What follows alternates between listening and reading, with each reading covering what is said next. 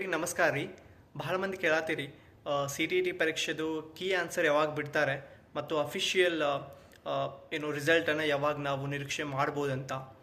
ನನಗೆ ಬಹಳ ವಿದ್ಯಾರ್ಥಿಗಳು ಕೋರಿಕೆ ಮಾಡ್ತಾ ಇರೋದ್ರಿಂದ ಈ ವಿಡಿಯೋನ ಮಾಡಬೇಕಾದಂಥ ಪರಿಸ್ಥಿತಿ ಎದುರಾಯಿತು. ನಾನು ಒಂದು 3 ಬಾರಿ ಪರೀಕ್ಷೆ ಬರೆದನಲ್ಲ, ಪ್ರತಿ ಸಲ ನಾನು ನೋಡಿದಾಗ C T T key answer ಬಂದುಬಿಟ್ಟು ಪರೀಕ್ಷೆ ಆದ ಒಂದು 20 ದಿನದೊಳಗಾಗಿನೇ ಕೀ ಆನ್ಸರ್ಸ್ಗಳನ್ನು ಅವರು ನಮಗೆ ಕೊಡ್ತಾರೆ. ಮತ್ತು ಇನ್ನೊಂದು ವಿಚಾರ ಏನಂತಂದರೆ, ಈ ಬಾರಿಯ ಪರೀಕ್ಷೆ ನಾವು 2 ದಿನದೊಳಗೆ ನಡೀತು. ಒಂದು ಕಡೆ ಪರೀಕ್ಷೆ ಏನಾಯಿತು, ಕೆಲವೊಂದಿಷ್ಟು ಸಮಸ್ಯೆಗಳಿಂದ ಅಲ್ಲಿ ನಡೀಲಿಲ್ಲ. ಒಂದರಿಂದ ಅಥವಾ 2 ಪರೀಕ್ಷಾ ಕೇಂದ್ರದೊಳಗಡೆ ಅವು ಪರೀಕ್ಷೆಗಳನ್ನು ಮತ್ತೆ ಅವರು ಕಂಡಕ್ಟ್ ಮಾಡ್ತಾರೆ.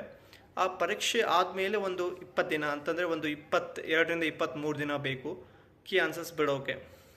ಸೊ ಅಂದರೆ ನಾವು ಏನು ತಿಳ್ಕೊಳ್ಬೋದು ಅಂತಂದರೆ, ಈ ಫೆಬ್ರವರಿಯ ಕೊನೆಯ ಒಂದು ವಾರದಲ್ಲಿ ಮತ್ತು ಮಾರ್ಚಿನ ಮೊದಲ ವಾರದೊಳಗಡೆ ನಮಗೆ ಕೀ ಆನ್ಸರ್ಸ್ಗಳು ಸಿಗ್ತಾವೆ. ಇನ್ನು ರಿಸಲ್ಟ್ ಯಾವಾಗ ಬರುತ್ತೆ ಸರ್ ಅಂತಂದಮೇಲೆ, ಈಗ ನೋಡಿ, ಕೀ ಆನ್ಸರ್ಸ್ ಬಿಟ್ಟ ಮೇಲೆ ಮತ್ತೆ ನಮಗೆ ಅದನ್ನು ನಾವು ಕೀ ಆನ್ಸರ್ಸ್ ಒಳಗಡೆ ಏನಾದರೂ ತಪ್ಪುಗಳಿದ್ದರೆ ಅವುಗಳಿಗೆ ನಾವು ಮತ್ತೆ ಏನು ಮಾಡ್ತೀವಿ, ಆಕ್ಷೇಪಣೆ ಮಾಡ್ತೀವಿ. ಆ ಆಕ್ಷೇಪಣೆಗಳನ್ನು ಸಲ್ಲಿಸಿದಾದ ಮೇಲೆ ಮತ್ತೆ ಅವುಗಳನ್ನು ಮತ್ತೆ ಅವು ನೋಡಿ ಅಫಿಷಿಯಲ್ ಆಗಿ ಮತ್ತೊಂದು ಕೀ ಆನ್ಸರ್ಸ್ಗಳನ್ನು ಬಿಡ್ತಾರೆ ಕ್ವಶನ್ ಪೇಪರ್ಸಿದ್ದು.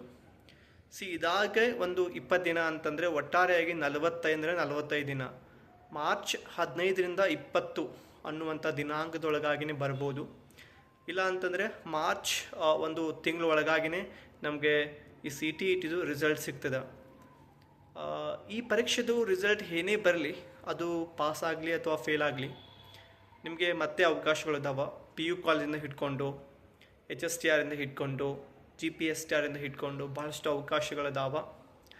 ಒಂದು ವಿಚಾರ ನೀವೇನು ಮಾಡಬೇಕಂದ್ರೆ, ಈಗ ನೀವು ಕರ್ನಾಟಕದೊಳಗಡೆ ಬೇರೆ ಯಾವುದೆಲ್ಲ ಪರೀಕ್ಷೆ ಬರೆಯೋಕೆ ಹೋಗ್ರಿ, ಭಾಳ ಸ್ಪರ್ಧೆ ಇದೆ.